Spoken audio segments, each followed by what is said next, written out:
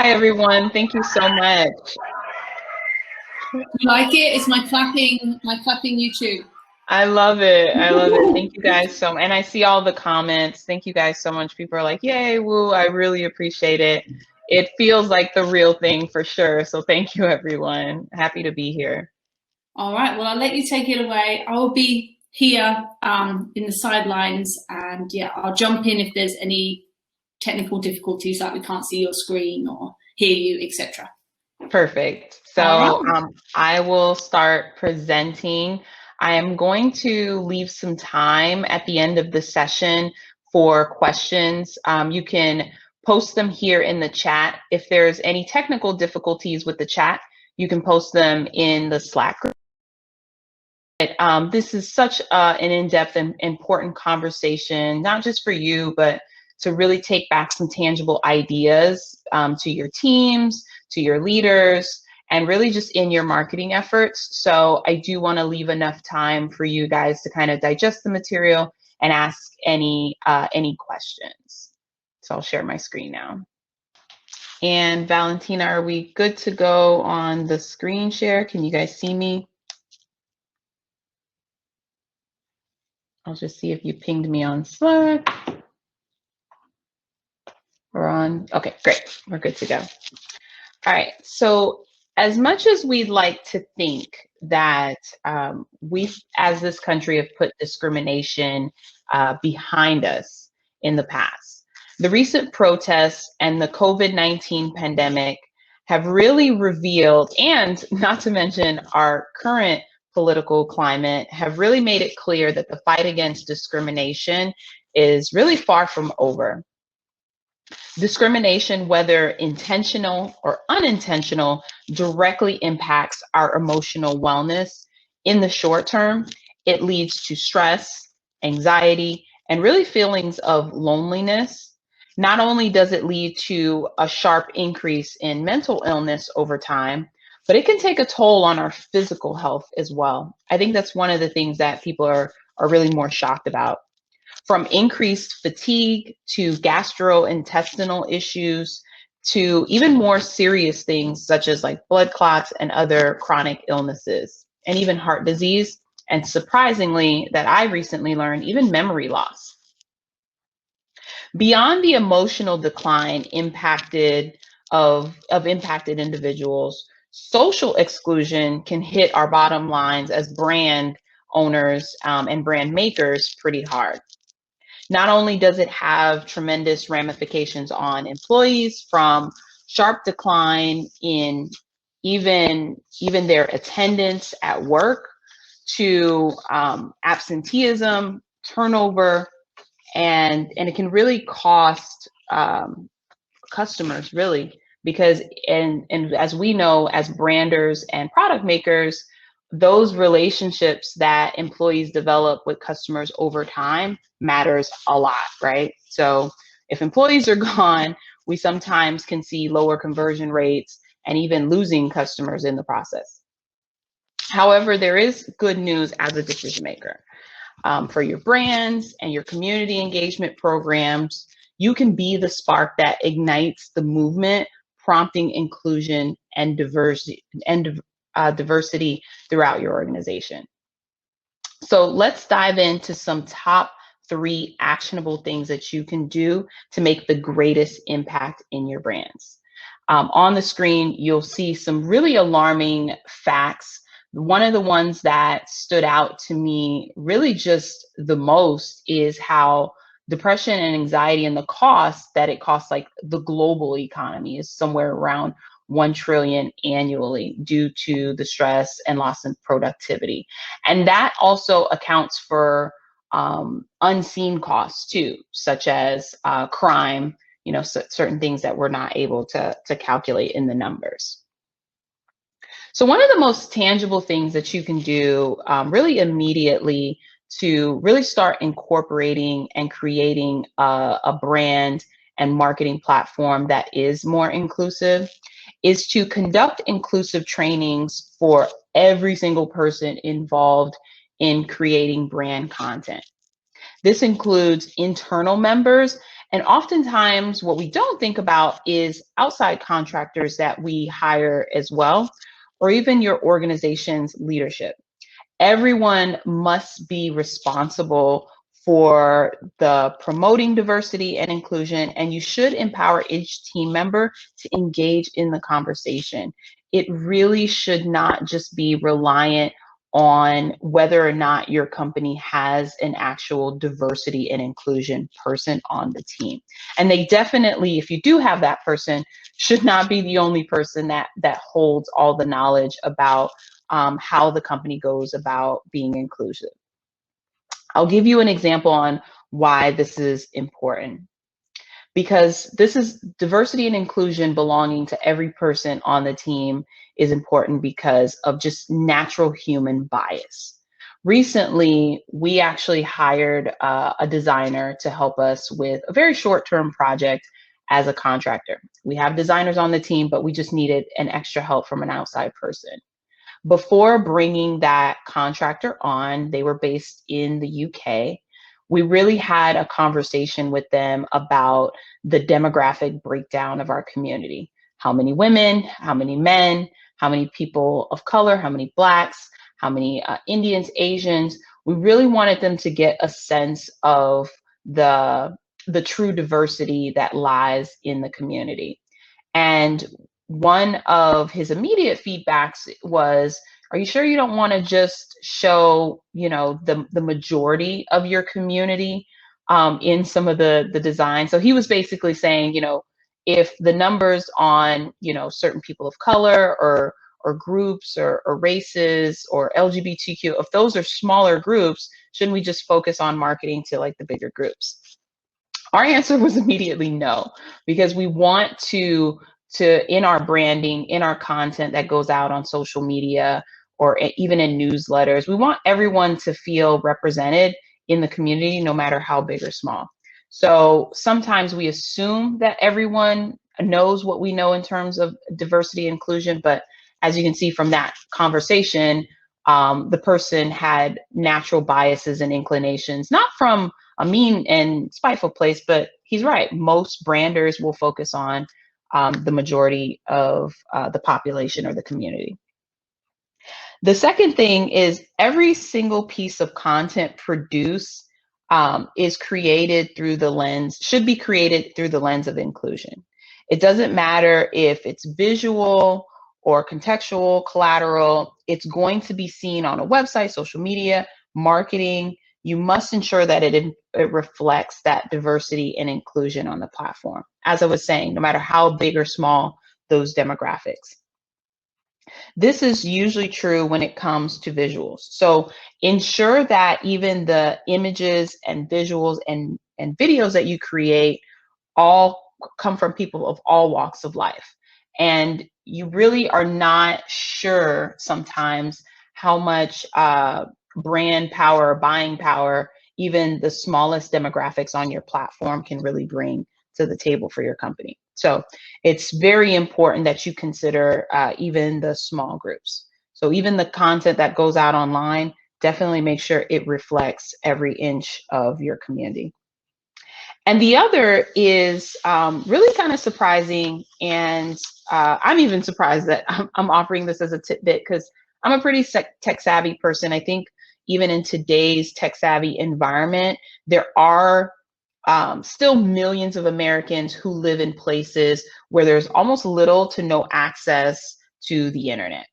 And many people who did have access to the internet in like maybe coffee shops or public libraries prior to the COVID-19 pandemic have really lost that ability for some time, right? And a lot of places are kind of just now coming back online.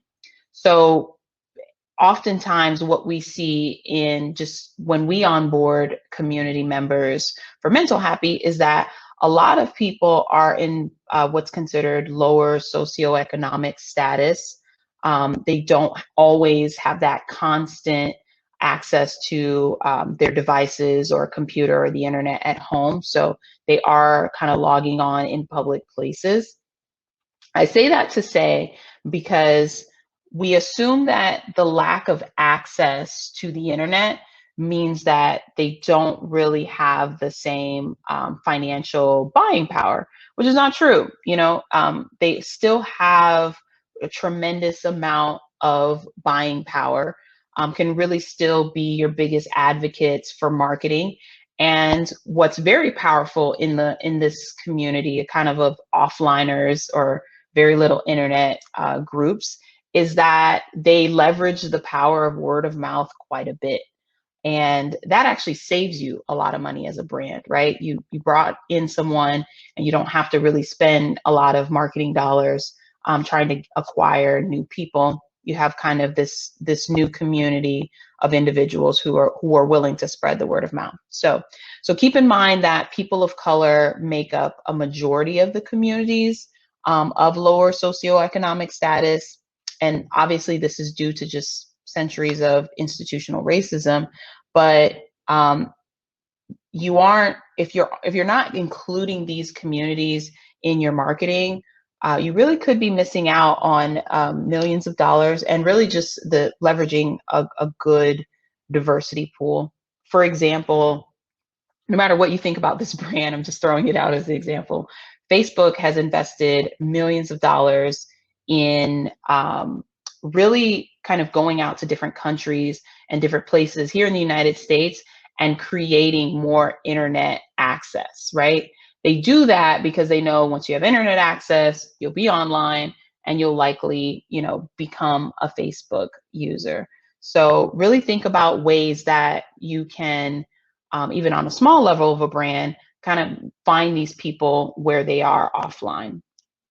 Sorry, wasn't flipping through the slides. But the last thing that I'll leave you guys with is that diversity and inclusion has become something where it's become increasingly divisive. Some people want to talk about it, and some people just kind of want to avoid it altogether. But I think as marketers, as branders, we have really a much larger social responsibility to the communities that we serve, to really make them feel welcome, to really make them feel like they want to stay. And really, the diversity in a community really helps you in marketing, giving you more ideas because you're able to do more user testing, asking more different types of people with different backgrounds, information. So really thinking about marketing in terms of how can I reach more people, bring more different people to the platform so that I can really, as a marketer, have better ideas, better execution strategy, and really keep the community that I'm building and the brand that I'm building for the company growing. And I will turn it over to Valentina. I see we have some questions. Hello. First of all, please give a big virtual round of applause to Tamar. I'm going to play my clapping again.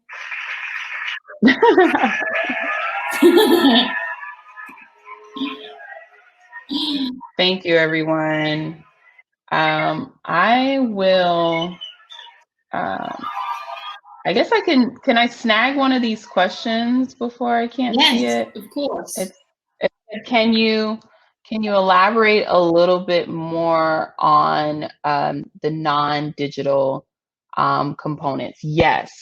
So we have in the past with MentalHappy and really finding offline people, worked with local clinics and hospitals that once an individual has really kind of gone through that health system process, the doctor will, the doctor or whatever clinic community manager at the time will suggest communities that they can join.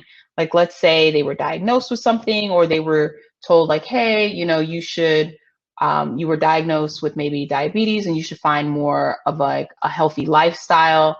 Consider joining a community where you can find support and people. So sometimes you have to go into physical places and leverage networks of communication with physical locations where they are often more likely to hand people a flyer, right? Or there's some type of bulletin board of information.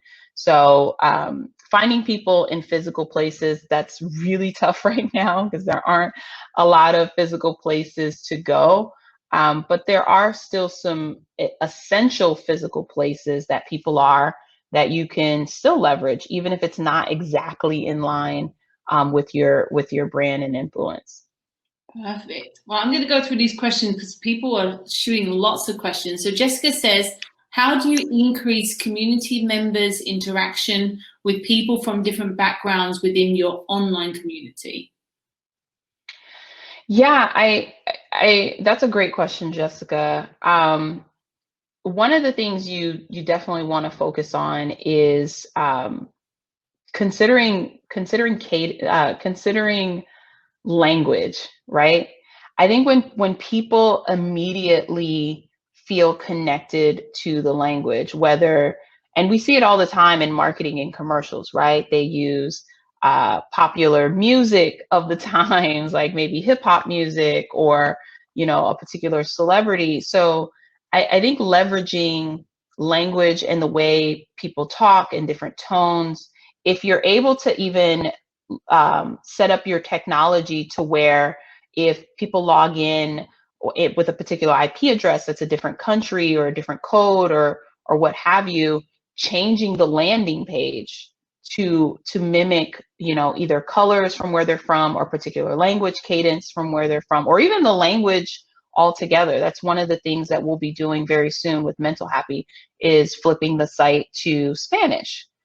That will definitely create some sense of community immediately for that individual, immediately for their sense of belonging. But even if you're not able to, on a micro level, do that with your technology just yet, maybe you're a small brand, you can still create unique splash pages for different demographics that you're trying to target and use that on social media. So you can create just a splash landing page through like HubSpot, where if you're trying to target more people of color, maybe you are trying to target more Spanish speakers, you can just do a very short, easy to create page to target them and create that engagement.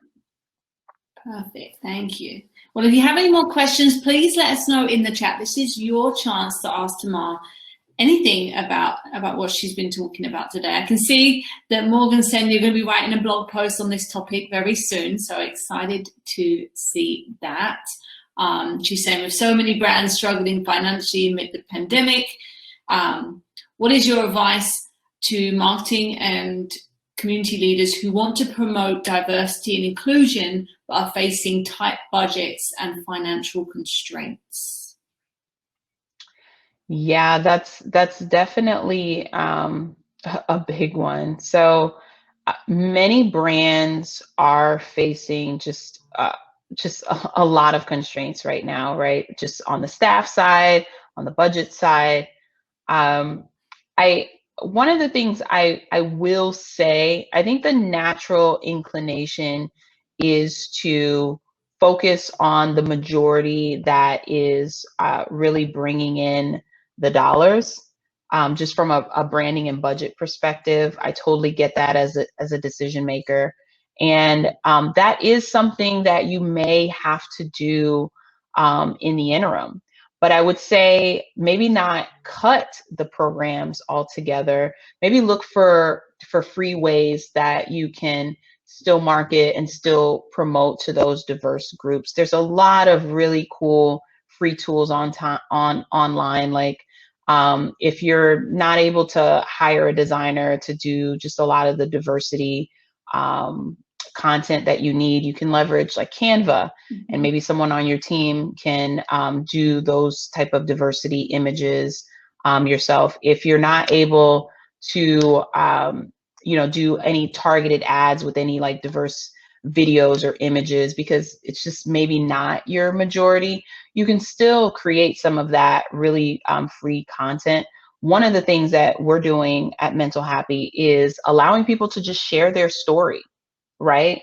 So you can still maybe find a few diverse members within your community and have them share their story on why they joined, what they find useful about the community, oftentimes they'll do it for free because they love being a part, right? And people love to be featured.